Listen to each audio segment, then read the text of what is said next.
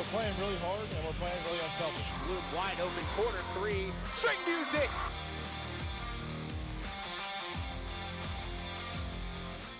Welcome to the 2025 Marywood men's basketball courtside callback presented by TV-Marywood. I'm Vincent Goldschmidt, and alongside me, two of my fellow broadcasters, Iyoob and Alexia Bauer.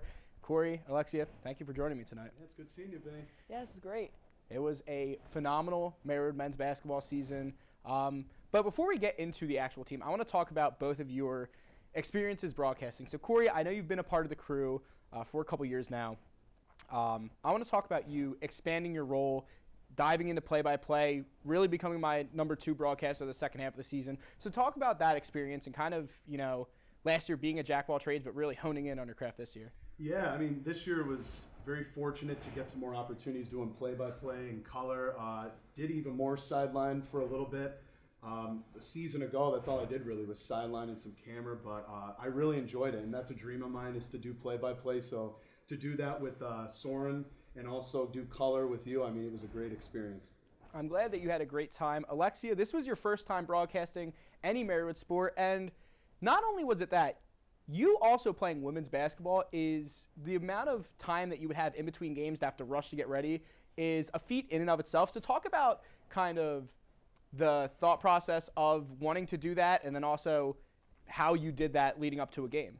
Yeah, so basically it was like you had to mentally prep for the game and you're on the court and everything, and then all of a sudden, as soon as that buzzer's done, you high-five the opponent team, and you have to go running into the locker room, get dressed into your professional clothes, and go right out for the pregame talk, and then put that headset on, and then commentate. I mean, it's a dream come true, it really is. This is what I want to do for a living, and it's just a great opportunity as a freshman.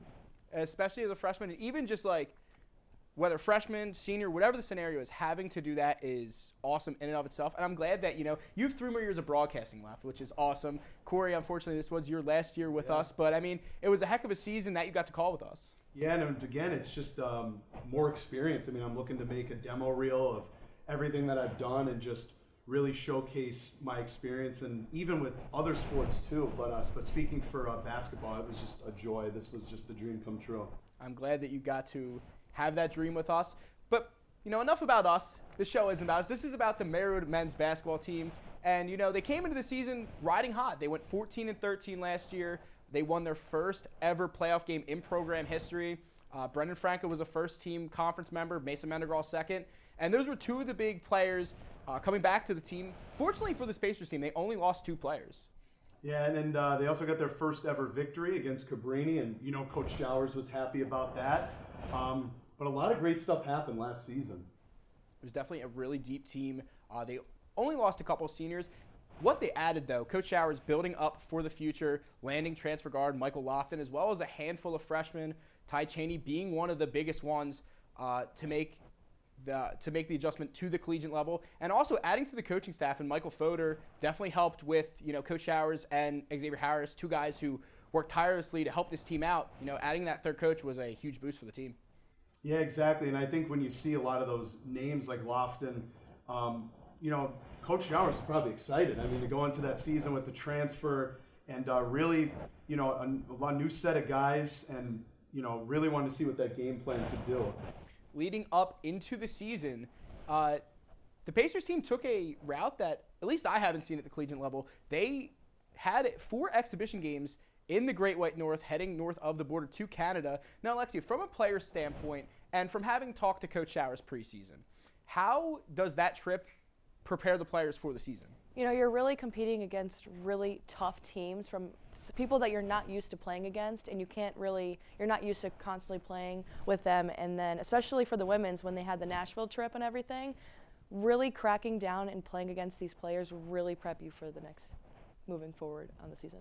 So fortunately for me, I got a chance to talk to Coach Showers after the Canada trip and leading up into the regular season. It was a great talk with him, and we're going to show a clip right now.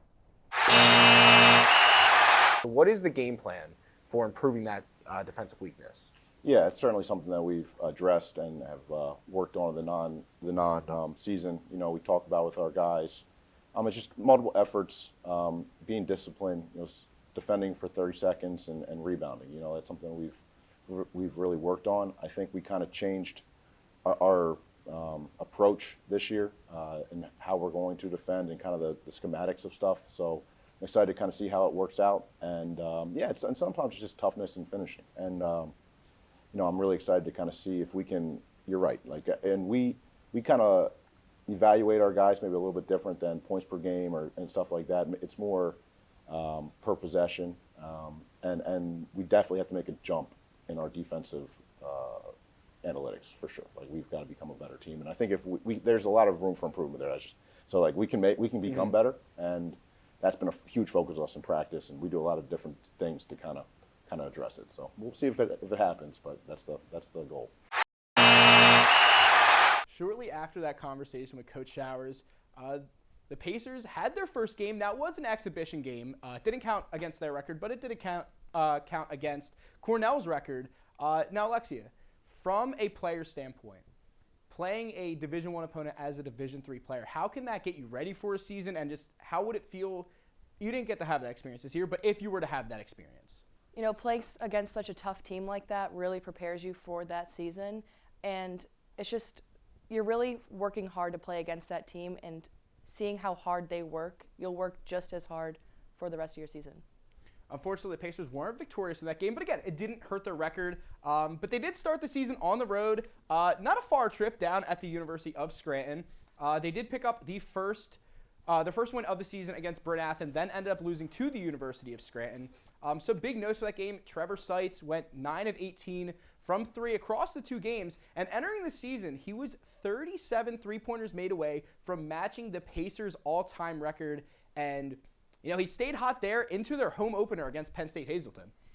Yeah, and in that Penn State Hazleton game too, Pacers 10 of 29 from 3 and 41% from the field. They were really shooting the ball well, and also shout out to Shiloh Bivens, 16 points, career high right out of the gate. Shiloh, one of the big impact players, even in his junior year. Alexia, how important is it to win your first game at home? Oh, such a big confidence boost, really making the team dominant for the rest of the season, especially winning at your home court and all of the Pacer fans, the excitement in the whole arena. That's just what you love to have. It was an awesome experience. So where we're going to look into the Pacers' home opening victory against Penn State Hazleton. Kicks, Bivens. Marywood working around. Mendegraw, 3-ball, hits it! Mendegraw with the trifecta. Stout on the inside has been good on the perimeter, but Hazleton hasn't attempted too many. Seitz attempts one, and he hits one. A little bit over 2 minutes remaining. A Seitz quick triple. Of course. Franco, pull up 3. You bet. Brendan Franco with the trifecta. Quinn off the mark. Johnson keeping possession alive. Seitz. Step back triple from way downtown. Shooting that from his hometown of York. Definitely not a pushover. As Perkins looking inside, Bivens, good ball movement and a good setup. Just about 2 remaining. Perkins driving, finds Bivens. Good job by Bivens to be in the right spot. As Campbell, you cannot foul on the shot. Campbell trying to force, clock winding down. Pons triple off the mark, and Bivens brings in the board. Fought for last second, too late, and the Pacers win this one. We welcome in Trevor Seitz for the first time this evening. Trevor, how you doing? Doing good. How are you guys? Great. Doing good, Pretty yeah. good. Happy to have you on. After that first victory at home, you guys made the short trip to Keystone, and you stayed on fire, hitting 4 threes, scoring 19 points. And then you returned home for the Electric City Classic to face St. Joe's Brooklyn. Now, out of the gate, you were on fire from 3, closing in on the record. How did it feel to have that rhythm at the beginning of the season? It feels good, especially, I have a long time off. I credit that a little bit to having that trip to Canada we had, being able to have each of us played 2 games when we were up there, so get our feet under us a little bit, and also just have a lot of extra practice, which means, extra shots, extra game-like shots. So, just being able to get in a rhythm early, it felt great. As a shooter, that's the best feeling in the world when the shots are just going in, and even ones that sometimes you don't think you should be shooting, but you shoot because you're feeling good and they go in. It's a great feeling. So, Trevor, as Vinny was saying, you were kind of closing in on that 3-point record. Did that ever cross your mind early in the season? I knew I was far, 37. That's a lot of shots. So I knew if I did what I did the last couple of years, I'd be able to get there. I wasn't expecting, to come out of the gate the way I did. So kind of closed on it a little bit quicker than I expected to. But it was good. And being a three-point shooter, how has your team's offense helped you get open looks for the three? We have 5 guys that can do everything. 5 guys that can shoot, dribble, pass. So it makes us really tough to guard, especially when we're moving the ball quickly. We have guys that can drive to the lane, get downhill, which then if my defender helps, it just leaves me open. And then if they don't help, then our guys get easy twos. So it helps our offense a good amount. That fluidity in your offense was proven in that St. Joseph's Brooklyn game. You guys scored 79 points. You were the leading scorer, but Brendan Franco, Colin Himmelberg also had great games in that performance. Yeah, and also, credit to rebounding, 51 to 38 rebounds. Pacers were really cleaning up the glass in that game. Big reason why they won. As we look into the first game of the Electric City Classic against St. Joe's Brooklyn. Seitz going to the corner. Seitz triple. Right to the wing. Automatic. Trevor Seitz answers back. Kicking, Bivens driving baseline. Finds a wide open Perry. Who connects? Perkins. Kicking, Bousman completely uncontested. Makes him pay. Down. St. Joseph is playing a tough 2-3 here. Seitz. Automatic. You already know if Seitz shoots the 3, it's going home. Himmelberg unmarked in the corner. Answers back. As Mendegraw to the corner. Himmelberg does it again. Across half. Quick offense. Seitz from the NCAA logo. Automatic. Trevor Seitz. Some shiftiness. Franco unmarked. Yes, sir! Brendan Franco with the trifecta. Marywood ahead by 12. Gets a screen. Seitz from the corner. You already know Trevor Seitz has a timeout called as Marywood wins. So just a day after the victory against the Bears, the Pacers are back in action against the Washington College Shoremen. And, anytime you host a little 2-day tournament, you always want to be the victor. And fortunately for the Pacers, they were this year. And Brendan Franco, we know he does a lot, but 20 points and 7 of 11 from the field, 7 boards. He was even named the Electric City Classic MVP. Really just balled out in that tournament, especially in that game. Yeah, and Shiloh Bivens, he had 12 points, 6 for 6 from the field, and 3 dunks. Crazy work. Shiloh Bivens, a man who always likes the electric jams, as we check in to the final from the Electric City Classic. Bousman, good ball movement. Perkins, can he? First one of the evening. Compared to the usual high flying. Seitz, corner 3, gets it to go. Bivens on the outside. Perry lob jam! The alley-oop, Perry to Bivens, emphatic play in the Electric City. As Perkins drive by, kicks Himmelberg for 3. Wide open automatic. As Quinn pressured Bland, spinning Franco, nobody on him, and making the Shoremen pay.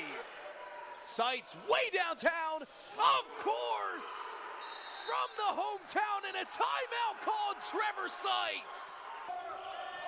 Inside, good ball movement, jammed home by Bivens. Inside Bivens, backdoor to Franco. I don't know if he had a clean hand on it, but finishing it all the same. Perkins, out, Seitz, can he? String music!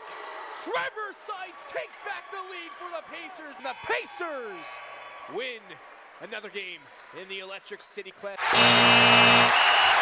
After the Pacers swept the Electric City Classic, they lost 2 tough ones, Wilkes University at home, and then a tough opponent on the road, number 10 ranked NYU. But then they returned home for John Downey's first time on play-by-play. John has since graduated, so he's not with us here tonight, but what a game he had that evening. Yeah, and Colin Himmelberg, 24 points, all career highs. He also had 6 of 8 from three-point land, 9 boards, and Franco had a double-double. What a game for John Downey to call. And not only that, Himmelberg had a 3-pointer with 1 second remaining to force overtime, 66-66.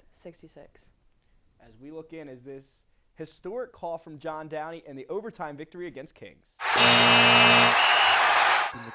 To Johnson for 3. Got it. Himmelberg, screen. Himmelberg for 3. Yes. To Bousman for 3. Yes, sir. 3 minutes in the first half. Bausman for three. Bada boom! Clock. Patton. Another tough shot, no good. Rebound by Franco. Bodies are flying all over the place. Here comes Mendegraw the other way. Layup is good. Kicks. Bivens kicks it back out. Mendegraw for three. Got it. Kicks.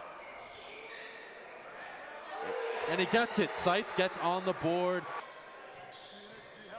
Here's Mendegraw. Kick to the corner. Himmelberg needs it. And he gets it.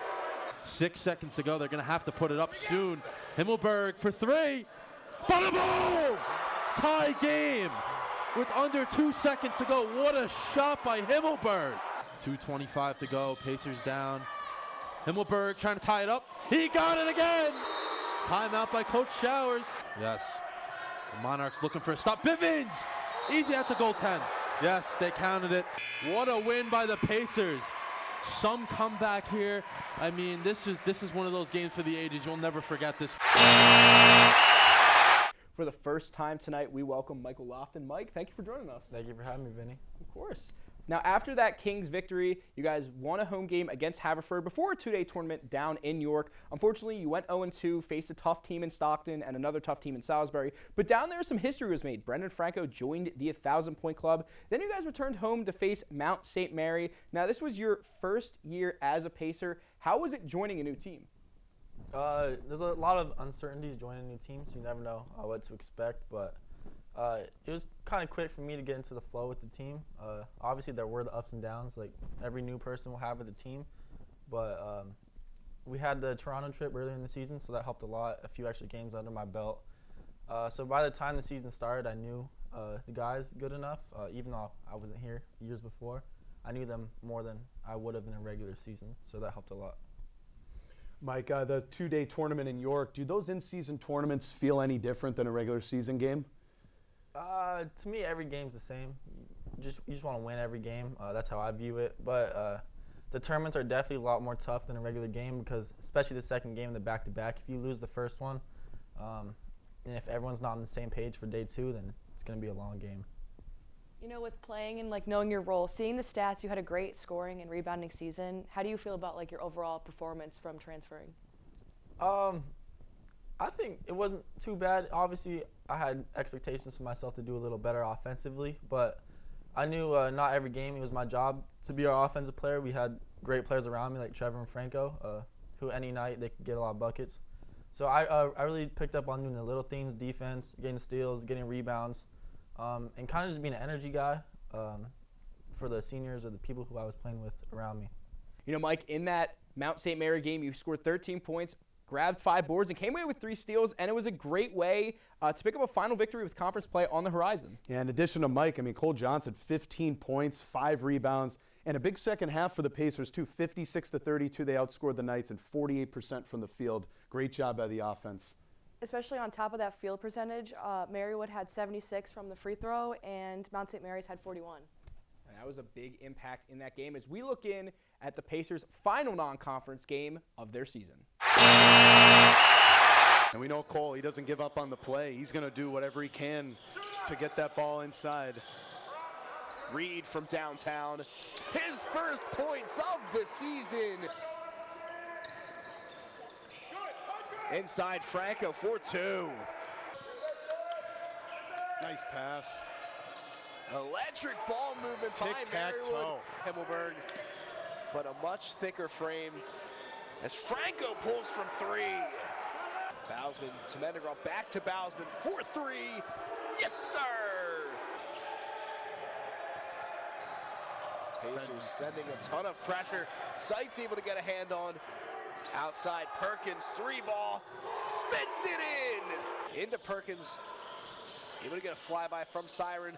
Seitz from downtown, bottom of the basket! Marywood working around the arc, the floater and the jam! Seitz again. Yes, sir! And time will expire. Your Marywood Pacers victorious to end. Now, after after beating Mount St. Mary, they started conference play. They lost a very tightly contested game down at Newman before returning home to host Gwinnett Mercy. Now, this team had been head coach John Shower's Achilles heel, but this seemed like the time the Pacers were finally going to get one. Shiloh Bivens was excellent from the field, 8 of 9, 17 points. Mason Mendegraw also added 17 of his own. But unfortunately, Vinny, we were on the call for that game, and Aquil Stewart had a clutch three-pointer with 11 seconds left. We were in shock. I mean, I did not believe that. Pacers had to battle out in OT and unfortunately just came up short. But especially on that overtime, they were down 13 in the first half, and then they went out for a 13-point run to open that second half.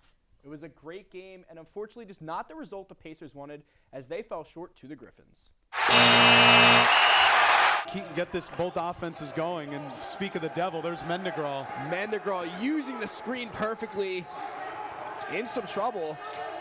Is able to find Perkins at the foul line. Quick kick back out, and he gets going early. Mendegraw getting to the cup, and one! Not using the screen. Down low, Bivens. Beautiful pass by Reed. Second time they've connected. So tonight, very well. As the Pacers able to beat the press. Loftin shaking the defender through the contact and one! Mendegraw shaking. Seitz downtown. He's through! Trevor Seitz tying it up at 45 apiece. Finds Mendegraw. 10 left on the shot clock. We'll reset it. Kick. Franco. True! Stewart with the long rebound. Off the glass and in to tie it at 68 apiece. Time winding down. Mendegraw throwing up a prayer, spinning it home. Much needed. Finds Reed. Deep ball. True! As it's over from Scranton. We welcome back Trevor Seitz. Now, Trev, just a couple days after that tough loss to Gwinnett Mercy, you guys hosted Pratt Institute in a game that will always go down in Pacers history as the game that Trevor Seitz became the three-point record holder. Now, I want to talk about that game. You know, you had some struggles leading up to it. You started really hot in the season, but once we hit, the end of non-conference play, there was a little bit of struggle, but this game kind of got your rhythm going for you. So talk about getting back in that rhythm and then eventually setting the Pacers record. Yeah, no, I think getting really close. I didn't think about it for a while, but then, once you're 6, 7 away, it could be 2 games, could be 3 games, and then it stretches out to about 5, 6 because you can't make anything. You really wanted to just get over with, and I remember talking to my housemates in the morning. We were at shoot-around, and I was like, I'm getting it today. So my parents are coming. I want to get it out of the way, get it off my back so that I can move on and just kind of play the rest of the year freely, and yeah. When you're struggling, how do you get back into that mindset to play like the way that you're used to playing? No, I think I've just been playing the game for so long, and I've had so many ups and downs. Obviously, as a shooter, you go through ups and downs every season, every day in practice. So just always trusting the work I've put in over the years, and just really not changing, just kind of doing the same thing. And once you see a couple go in, then you get that confidence back. That's all it is, really, just mentally getting that confidence back. And I think I was able to do that in that game for sure. I was on call for when you shot that record 3, and watching you hit it, the arena went wild and everything. And what were you thinking in that moment? I was relieved. I was really relieved because it took a while to get there, and then to start the half, I knew I was 1 away, and I think I made my first 2 of the game, and then I missed my next 3 or 4, and I was like, I got to get 1, and then it was in transition. The guy didn't step up yet, and I was like, I'm going for it here. So it felt good though. It felt really good. Trev finally seeing that historic 3-through, and a great game for the Pacers too. Really dominated the Cannoneers in that one, and an excellent performance that would help set up the rest of their conference play. Yeah, I mean, this game, 52%, really dominance on all sides of the ball, 52% from the field, but 15 steals by the defense. Yeah, that was just a great overall offense and defensive game. As we look into this historic game from Trevor Seitz and the Marywood Pacers. Loftin to Seitz for an early triple. He's 1 away from tying the record. Franco in the low post, spinning and finishing. Pacers send a blitz. Bousman intercepts to Mendegraw. Soft off the glass. Seitz from deep. Yes, sir! And with that 3 ball, Trevor Seitz tying the program record as a timeout called. Out to Seitz. Quickly back. Franco makes a defender miss. Gets to the cup and one.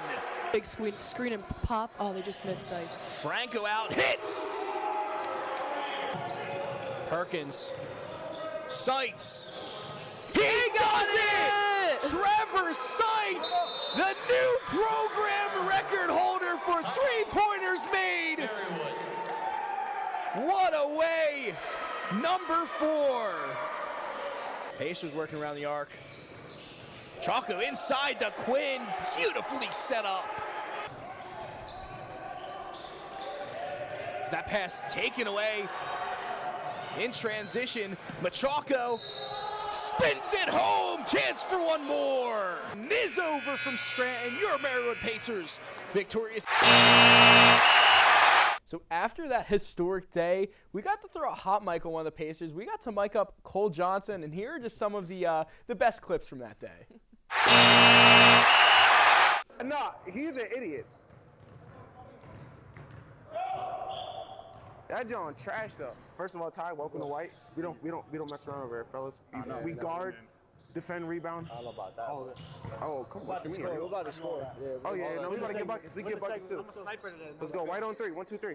Guy, you had to see it when you got the dunk yesterday. Mel was on the sideline, hype as hell, bro. He was like, ah! Mamma mia! Shout out Vinny, the man behind the camera. Shout out him. After the game against Pratt, you guys struggled a little bit, went 2-5 in your next 7 before returning home to host Marymount in a very important game for conference playoffs. You know, you guys were teetering for one of the last spots, and what a game it was, you know, celebrating you as well as your other senior teammates, and what a game that you had with one of the most insane shots I've ever seen in my life. Yeah, you know, the play really wasn't for that. The play was to get Franco hopefully on the block in a post-up situation, and then last resort was me to pop out. You know, Mike set a screen somewhat, and but he tripped the kid enough. The kid stumbled backwards a little bit, and you know, I was able to get it off in time. I knew I have a pretty quick release, so I knew if I have a little bit of space, I'm able to get the shot off. And I figured in that moment we weren't really going to get much of a better shot with the clock ticking down and stuff. So shot it and went in. That Marymount game was senior day, Trev. Is that what you're going to remember the most, being a Pacer? Was that shot, or is there a bunch of other memories? You know, I think everything in total. It was 5 years. Not many people get to be here for 5 years. The first year was COVID, so that's why we got the extra year. But you know, just the trips, the time in the locker room, all that kind of stuff. That shot, you know, just kind of an added bonus to everything. But I'll just remember the practices, the games, you know, all of it. It was such a good experience, and not everybody gets to experience college sports, so I'm really privileged to be able to have done that. And knowing your role as a shooter, did you feel confident shooting that shot in that moment? Yeah, and I think that comes from just my teammates, my coaching staff, like instilling confidence in me, obviously through the whole year, my whole career as well. So I knew, you know, if I made that shot or if I missed that shot, my teammates weren't going to look at me any differently, or at least I don't think so. But so yeah. In that game, both Trevor and Brendan Franco had great performances. Trevor, obviously, with the go-ahead 3, but Brendan Franco contributed 15 points, grabbed 6 rebounds, and hit 3 threes of his own. Speaking of rebounds, Loftin, too, 11 rebounds that game. Just another piece as to why Pacers were winning that game on senior day. Yeah, and you know, Marywood had 42 from the field and 44 from the 3. That's a solid shooting night. As we look back at this historic game and one of the greatest threes that the Pacers will ever have in program history. From Harris. Is that pass taken away? Loftin. Coast to coast, doing it himself is the sophomore guard. As Reed kicks, Loftin for 3. Yes, sir! Is Johnson. Seitz downtown. 3 points! Johnson making it hard. connected with Peters and took advantage of the opening. Working downhill, finds Franco in the corner. Of course! To continue to cut this down, Himmelberg quick trigger. Bada bing! Coming around the handoff. Unable to finish. Johnson able to put it back. Loftin ripping through and driving baseline. Wild pass out to Mendegraw. Seitz Drive by, corner three. Yes, sir! Trevor Seitz making it a 2-point ball game. Seitz from way downtown. He gets it! Trevor Seitz from a different area code to take the lead! Timeout called, I can't believe it! Again and again, Trevor Seitz does it, and nothing different here on senior day! McEachern. Bell working around, hands Stubbs. Himmelberg switches on. Stubbs in trouble, fading, unable to convert. As the horn sounds, and the Pacers steal senior day! What a way for this one to end in Scranton. Oh my lordy! After that crucial victory against Marymount, we got to throw a hot mic on another Pacer, this time Ty Cheney at one of their practices, and he gave Cole a run for his money. Try not to be an idiot today. Oh my God. Let's go, fellas. No, I got kicked off my hoop. Yeah, Cole, way to lay it in, bro. Oh, so fundamental. Yo, should I try to clip for him? Oh, no. Ah. Ah. Ah. There it is. Yeah. Yeah, I got you on 4K. None of y'all can say nothing to me today. The Pacers are riding hot from a big victory against Marymount, and the fun of Ty Cheney, being Ty Cheney. They hosted their final regular season game against Immaculata in a very important game. Needed this one to punch their ticket to the AEC playoffs, and oh boy, did they. Yeah, it was a great performance from the offense, a 76-60 win. Mendegraw, 13 points, 4 of 7, 3 steals, and Franco as well, 11 points, 10 boards, another double-double. Yeah, especially with that double-double. Franco had that double-double, 11 points, 10 rebounds, and Johnson had that 10 points, 4 for 8 from the field, and 4 rebounds. A great team performance to punch your ticket to the conference playoffs. Pass, Seitz, top of the key. Finally finds the net. Pacers have the advantage. Mendegraw pulls. Mendegraw hits. Down low, Franco. They send the trap. Quick trigger from the wing. Bada bing! A bit under 14 points off of turnovers. As Mendegraw kicks, Loftin from the corner. He gets in on the three-point barrage. Loftin chases down the long rebound. Himmelberg down the court. Quick three in transition. Unable to go in, but tipped out. 2 for $1. He makes it. He takes advantage of it. Mendegraw. Bausman from 3. Bausman is true. In the low block, spins. Kick. Himmelberg from the corner.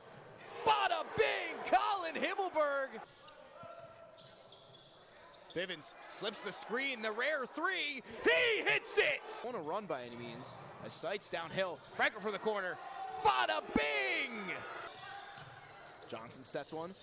Will stop and go. Johnson from deep. Johnson again! And just like that, we'll see you Monday night. The Pacers are going to the Atlantic East Conference playoff. We welcome back Michael Loftin. Now, with that victory, Mike, you guys clinched the 5th seed in the AEC. Now, you played a big impact in your first year as a Pacer. How was it adapting to whatever role the team needed? It wasn't hard adapting to the role because Coach Showers and I have a really good connection, so he always keeps it straightforward with what he needs from me. And I knew that the team needed someone to play defense, and if I'm not asked to score that much, then I promise you the person who I'm guarding is not going to score. You guys got a big win against Centenary in that first playoff game. I guess what was going through the team's head looking into that game against Newman? Going into the Centenary game, it was obviously win or lose, go home, and I didn't want my seniors to end out like that. So I took that game a little personal, winning it. I played it where my high school plays now, so I had a little extra motivation to win that game. So that was a big game as a program, especially first road win ever in the playoffs. And then we had good momentum going into the Newman game, but we played a team that was hot, and then they obviously eventually won the conference. And sometimes you just get the wrong deck of cards, and it was just one of those nights.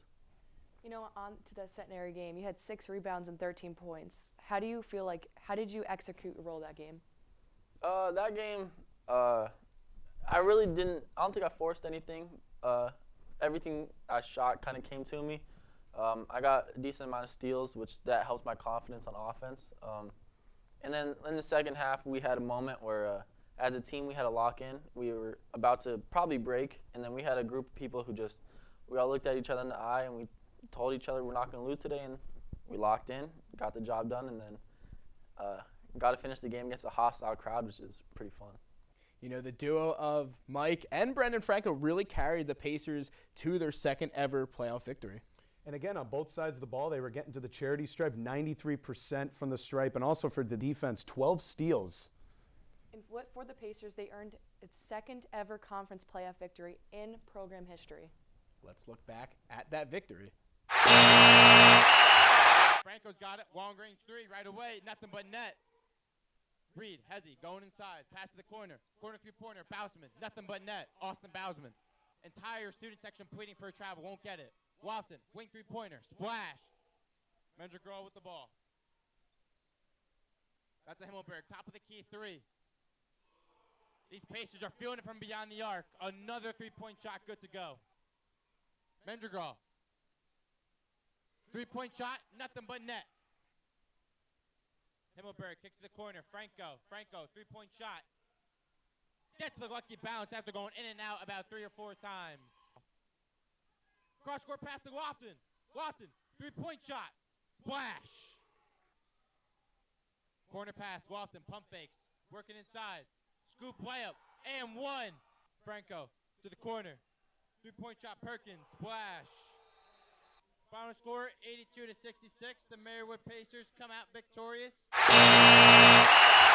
Now, Mike, after that victory, you mentioned you guys went to Newman. Unfortunately, it didn't go the way that you wanted, but you, again, had another great performance. And previously, you mentioned how important defense is. In both playoff games, you came away with 4 steals. So how much do you put into your game when it comes to being a ball hawk, jumping in the passing lanes, pickpocketing opposing guards? It's kind of second nature to me now at this point. I was taught it in high school. At my previous college, all we did for the preseason was defense. So it's kind of just something I do without thinking about. And then getting steals it's a skill, and I think it's a skill that's easy to learn. People just don't take the time to learn it. So I think that's why in games you would see me have a lot of steals a lot, because I always just read the next play, and then luckily I'm there sometimes. No, your first year at Marywood, I guess, as a Pacer and for your first year, what's your favorite moment from this season for yourself? My favorite moment, it was definitely winning the playoff game against Seitz, because their fans the whole game were just chirping and chirping and chirping. And I love playing in those kind of environments that everyone's saying stuff about you, about things they don't really mean, but they're just saying it to get in your head. So that game was really fun, winning a playoff game, especially how happy we were after the game. Is definitely the moment of the year that I won't forget probably ever. You know, learning from like the wins and losses from this season, how do you think the team is going to be next season? Next season, obviously we're losing I think 7 seniors, so that's a lot of minutes that's going out the window, but we also have some good people coming back. We have a lot of defensive minded people coming back, so that'll be nice. And then obviously Coach Showers, I trust what he's going to do this offseason, and then whoever he brings in for the fall, it's going to be the returners' jobs to acclimate them, and then we'll be a full kick from then. You know, guys, they lost this tough game down at Newman. And the second straight year they're in the AEC semifinals as well. Yeah, unfortunately their season didn't go the way they wanted to. But still, Loftin, again, with 12 points, Franco with 12. It was all around a tough way to go, but still some decent performances. Yeah, you know, all that hard work, it really did pay off at the end of the day. You guys played really hard that whole season, but sometimes it just got cut short like it did. But just continue on next season. They ran into a blazing hot team, the eventual AEC champion Newman Knights. Franco against Dupriest is a matchup we'll see all game long. Dupriest is unable to stop him, though. Again, pretty good defense, but sometimes it just goes. Franco on over. Mendergraw kicks it on over. Elbow 3 is up, and it is good. It rattles home by Colin Himmelberg. And now Loftin on the near side. Loftin steps over, puts up the elbow 3. It rattles home. The point, but next thing you know, he's by himself in the paint. And here's a step back three from Trevor Seitz, and he gets it to go. But he'll come back into his comfort zone. Kick back out though. Straightaway three by Johnson is good. Inside now to Seitz. Seitz, nice look underneath. Banked home by Brendan Franco. Again, got to keep their foot on the gas, as we heard in the production room over there. Here's a nice shot. A three ball is up and good. More than the nights, you tend to slow down on several plays when you're up by a few. But I just think you need to keep that foot on the gas. Oh, big three, though, from Shiloh Bivens. 6'5", fifth year. They'll wrestle it down here for Perkins. Perkins to the corner. Three from Bausman's good. All the way across. The elbow three. Bausman is good. Right there. Long pass all the way across here to Bausman. Bausman steps it over to Himmelberg for three, and it's good. As Uche Unegbu takes it over the timeline and will just hang on. Not only do the Newman Knights clinch the finalist spot, congratulations to Coach Jim Rulo, his 200th win here at Newman University. You know, that loss to Newman ended the Pacers season, and a season that there was a lot of ups. You know, the history from Trevor, Brendan Franco, Corey Perkins, a bunch of history from them. They finished 14-13, matching the record from a season ago. But most importantly, they went 10-3 at home, winning a ton of home games, the most they've ever won at home since 2018, the 2018-2019 season, where they went 11-2. Yeah, and also to, again, reiterate, Trevor Seitz retired as a program record holder of three-pointers made, 218. And with Corey Perkins retired second all-time in assists, just 4 behind Donovan Ketching's record. So a couple other records that were almost broken. You know, on top of that, Franco, he retired 4th all-time overall with points of 1,263 and an AEC first team. It's a great way to end a season. You know, a bunch of great careers from a bunch of Pacers. Unfortunately, like Mike said, we're losing 7 guys after this year, but Pacers still looking up for the future. I'm very excited to see what the Pacers have in their future. Yeah, and I don't think Coach Showers is too worried. He's obviously going to miss a lot of those guys, but I think Pacers are going to be okay next season. Oh, for sure. I mean, I'm just overall excited to see how they play, you know, all that hard work, and especially having Coach Showers coach them overall in the offseason and having these transfers come in. They're locked in. They're good. That's going to do it for the 2025 Marywood men's basketball courtside callback. We want to thank Michael Loftin and Trevor Seitz for giving away some of their time to join us. Corey, Alexia, anything else we got for the Pacers going forward? Well, you know, I hope the Pacers men's team, hope they have a good season next season. Obviously, I will not be on campus. I'm graduating. But, yeah, good luck to the men's team next season. Yeah, you know, I know they're going to do great, and especially being my sophomore year, I'll be able to continue to commentate and be there for their team and everything. I'm very excited. Well, for Corey, Iyoob, Alexia Bauer, and everyone here at TV-Marywood, I'm Vincent Goldschmidt. So long, Scranton.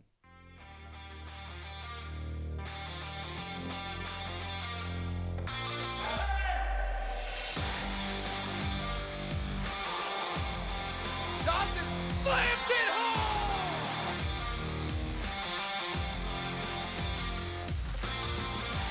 We're playing really hard and we're playing really unselfish. Wide open corner three. String music!